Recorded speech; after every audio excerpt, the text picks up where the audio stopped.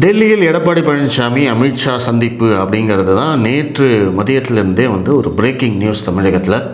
எடப்பாடி பழனிசாமி மட்டும் இல்லாமல் அதிமுகவோட மிக முக்கிய தலைவர்கள் எல்லாருமே கூட சேர்ந்து போய் டெல்லியில் அமித்ஷா அவர்களை சந்திச்சிருக்காங்க. அப்போ மீண்டும் அதிமுக பாஜக கூட்டணி அமையப் போகிறதா அப்படிங்கிற அந்த கேள்வி தான் அடுத்த சில நாட்களுக்கு இருக்க போகிறது. அதாவது அதிகாரப்பூர்வமாக அதிமுகவும் பாஜகவும் கூட்டணி அமைத்து 2026 தேர்தலை சந்திக்க போகிறோம் அப்படின்னு சொல்கிற வரைக்கும் இந்த கேள்வி இருந்துகிட்டே தான் இருக்கும். இதை பற்றிய விவாதம் நடந்துக்கிட்டே தான் இருக்கும். நம்ம இந்த கூட்டணி விவகாரம், இந்த சந்திப்பு, இதற்கு பின்னாடி இருக்கக்கூடிய அரசியல், எதிர்கால அரசியல், இதையெல்லாம் பற்றி பேசுகிறதுக்கு முன்னாடி சில விஷயங்களை மட்டும் நான் தெளிவாக சொல்லணும்னு நினைக்கிறேன். என்னுடைய தனிப்பட்ட விருப்பம், என்னுடைய பர்சனல் ஒப்பீனியன் கேட்டிங்க அப்படின்னா, அதிமுகவும் பாஜகவும் கூட்டணி அமைத்து 2026 தேர்தலை சந்திக்கணுமா அப்படின்னு கேட்டிங்கன்னா நான் வேண்டாம் அப்படின்னு தான் சொல்லுவேன். அதிமுக ஏற்கனவே ஒரு பலவீனமான நிலைமையில் இருக்கிறது.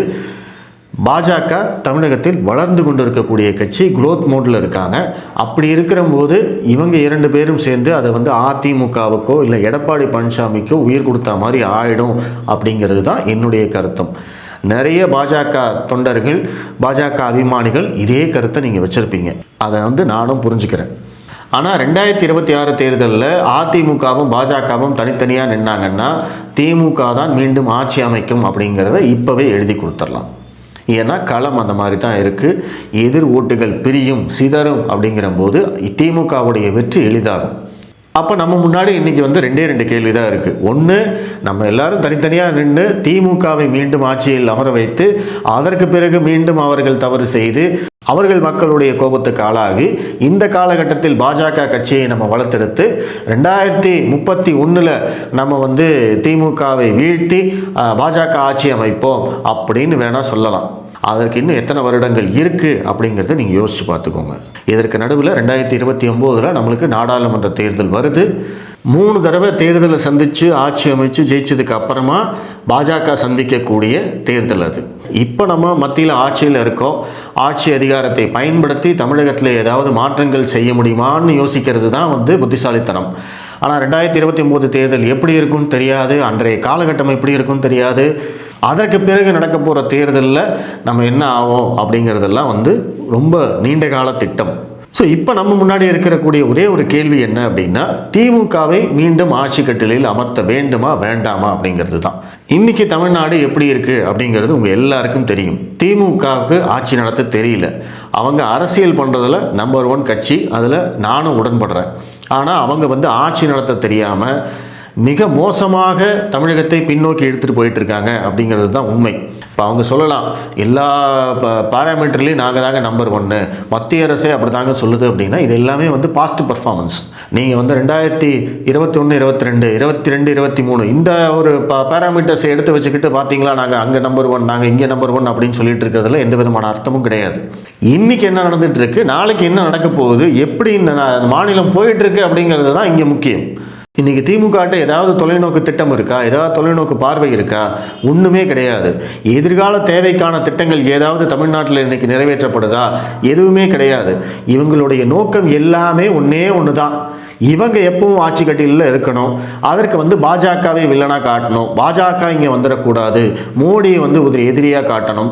அதன் மூலமாக சிறுபான்மையினர்களுடைய ஓட்டுகளை எல்லாத்தையும் இவங்க வாங்கிக்கணும். இவங்க கொள்கைக்கு எதிராகத்தான் எப்பவுமே எல்லாத்தையுமே செயல்பட்டு இருக்காங்க அப்படிங்கிறது இன்னைக்கு மக்களே புரிஞ்சுக்கிறாங்க. அப்போது அது எல்லாத்தையும் எடுத்து வச்சு தான் நம்ம தேர்தலை சந்திக்க வேண்டிய அவசியம் இருக்குது. மீண்டும் ஒரு முறை திமுக ஆட்சிக்கு வந்தால் தமிழகத்தை அந்த ஆண்டவனால் கூட காப்பாற்ற முடியாது அப்படிங்கிறது தான் நான் ஒரு 2 நாளைக்கு முன்னாடி வீடியோ போடும்போது நான் சொல்லியிருந்தேன். அப்போது இன்றைக்கி அதிமுகவும் பாஜகவும் தனித்தனியாக இருந்து திமுகவுக்கு தாம்பாளத்தட்டில் ஆட்சி அதிகாரத்தை கொடுக்கணுமா, இல்லை இவங்க 2 பேரும் ஒன்றா சேர்ந்து திமுகவை வீட்டுக்கு அனுப்பணுமா அப்படிங்கிற அந்த ஒரே கேள்வியில் தான் இந்த கூட்டணி பேச்சுவார்த்தை எல்லாமே இருக்குது.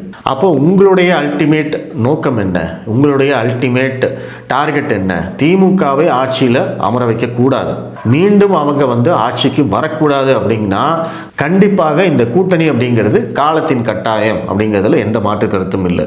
இது போக மற்ற விவரங்கள் எல்லாமே கண்டிப்பாக நம்ம விவாதிக்கத்தான் வேண்டும். அதுதான் நான் முன்னாடியே சொன்னேன். இப்போ என்ன மாதிரியே வந்து நிறைய பேர் பாஜக அபிமானிகள் தொண்டர்கள் எல்லாருக்குமே வந்து இந்த கூட்டணி தேவையில்லைன்னு சொல்கிறவங்க எத்தனையோ பேர் இருக்காங்க. இல்லைங்க இது கண்டிப்பாக தேவைங்க, மறுபடியும் திமுகவை வரவிடக்கூடாதுன்னு சொல்கிறவங்க எத்தனையோ பேர் இருக்காங்க. பட் அவங்க எல்லாருக்கும் நான் சொல்லிக்கிற ஒரு விஷயம் என்ன அப்படின்னா, இந்த கூட்டணி தொடர்பாக மற்ற விஷயங்களை வந்து நம்ம விவாதிப்போம், அதை எப்படி முன்னெடுத்துட்டு போவோம் அப்படிங்கிறது எல்லாத்தையுமே யோசிப்போம். தமிழக பாஜகவுடைய எதிர்காலம், அண்ணாமலை அவர்களுடைய எதிர்காலம், எடப்பாடி பழனிசாமியை நம்பலாமா வேண்டாமா, இந்த மாதிரி விஷயங்கள் எல்லாத்தையுமே நம்ம வந்து விவாதிப்போம். ஆனால் இது எல்லாத்துக்கும் முன்னாடி நம்மளுக்கு இருக்கிற மிக முக்கியமான ஒரு கேள்வியை தான் வந்து நம்ம திரும்ப திரும்ப கேட்டுக்கணும். 2026 மீண்டும் திமுக ஜெயிச்சு ஆட்சிக்கு வரணுமா, இல்லை அதிமுக பாஜக கூட்டணி ஆட்சிக்கு வரணுமா அப்படிங்கிற ஒரே கேள்வியை தான் நீங்கள் உங்ககிட்ட கேட்டுக்கணும். அந்த கேள்விக்கு உங்களுக்கு என்ன பதில் வருதோ அதை வச்சு தான் நம்ம வந்து விவாதமே செய்ய போகிறோம். இதுதான் வந்து நிதர்சனம். திமுக ஆட்சிக்கு வந்தாலும் பரவாயில்ல, ஆனால் அதிமுகவோட மட்டும் கூட்டணி வேண்டாம் அப்படின்னு சொல்கிற அளவுக்கு அதிமுகவோட நம்மளுக்கு வந்து ஒரு மிகப்பெரிய பகை எதுவும் கிடையாது. எல்லாம் சின்ன சின்ன உரசல்கள் தான், நான் அதெல்லாம் இல்லைன்னு சொல்லலை. ஆனால் இப்போது திமுக கூட்டணியில் இருக்கிற கட்சிகள் திமுகவை, கருணாநிதியை, ஸ்டாலினை எப்படியெல்லாம் விமர்சனம் பண்ணியிருக்காங்க அப்படிங்கிற அந்த வரலாறு எடுத்து பார்த்தீங்க அப்படின்னா உங்களுக்கு நல்லாவே தெரியும். வைகோவெல்லாம் வந்து ஸ்டாலினை என்னவெல்லாம் பேசியிருக்காரு அப்படின்னு பார்த்தீங்கன்னா அதெல்லாம் நீண்ட காலமாக அரசியலில் பார்க்குறவங்களுக்கு அது எல்லாமே ரொம்ப நல்லா புரியும். இன்னைக்கு இருக்கக்கூடிய அந்த புதிய தலைமுறைக்கு வேணால் வந்து இது கொஞ்சம் இதாக இருக்கலாம், என்னங்க நேற்று வரைக்கும் சண்டை போட்டுருந்தாங்க இன்னைக்கு திடீர்னு சேர்ந்துக்கிட்டாங்க அப்படின்னு இருக்கலாம். ஆனால் அரசியலில் இதெல்லாம் சகஜம் அப்படிங்கிறது எல்லாருக்குமே வந்து தெரியும். அதனால் அதிமுகவும் பாஜகவும் வந்து சேரவே முடியாத அளவுக்கு நம்ம யாரும் சண்டை போட்டுக்கல. நிறைய உரசல்கள் இருந்தது அப்படிங்கிறது உண்மை. பட் இந்த கூட்டணி முன்னாடியே முடிவாச்சு அப்படின்னா தேர்தல் சமயத்துக்குள்ளே இது எல்லாமே கண்டிப்பாக பேட்சப் ஆகிடும், ஒரு நல்ல இணக்கமான சூழ்நிலை நிலவும். ஸோ இந்த காணொலியை பார்க்கக்கூடிய பாஜக அபிமானிகளாகட்டும், இல்லை வந்து அதிமுக தொண்டர்களாகட்டும், உங்களுக்கு வந்து இந்த கூட்டணியில் சில மாற்று கருத்துக்கள் இருந்தது அப்படின்னா நீங்கள் உங்களை கேட்டுக்கொள்ளக்கூடிய ஒரே கேள்வி என்ன அப்படின்னா, 2026 யாருடைய ஆட்சி வேணும்? அதிமுகவும் பாஜகவும் தனியாக நின்றதுன்னா திமுக கூட்டணி ஆட்சி கண்டிப்பாக மீண்டும் அமையும். அதிமுகவும் பாஜகவும் இணைந்தால் அந்த திமுக கூட்டணி ஆட்சியை தடுத்து நிறுத்தக்கூடிய ஒரு சக்தி இவங்க 2 பேருக்கு மட்டும்தான் இருக்குது அப்படிங்கிறதுல யாருக்கும் மாற்றுக்கருத்து இருக்க முடியாது. முதல்ல வந்து இதுக்கு வந்து மனசளவில் நம்ம தயாராகிட்டோம் அப்படின்னா மற்ற விஷயங்களை பற்றி நம்ம தொடர்ச்சியாக வந்து விவாதம் செய்யலாம், ஓப்பன் ஹார்ட்டோடையே நம்ம விவாதிக்கலாம். அதுக்கு வந்து நம்ம தயாராக இருப்போம். நான் சொன்ன மாதிரி நிறைய தலைப்புகளில் நம்ம தொடர்ச்சியாக வந்து இதை பற்றி விவாதிப்போம். நன்றி.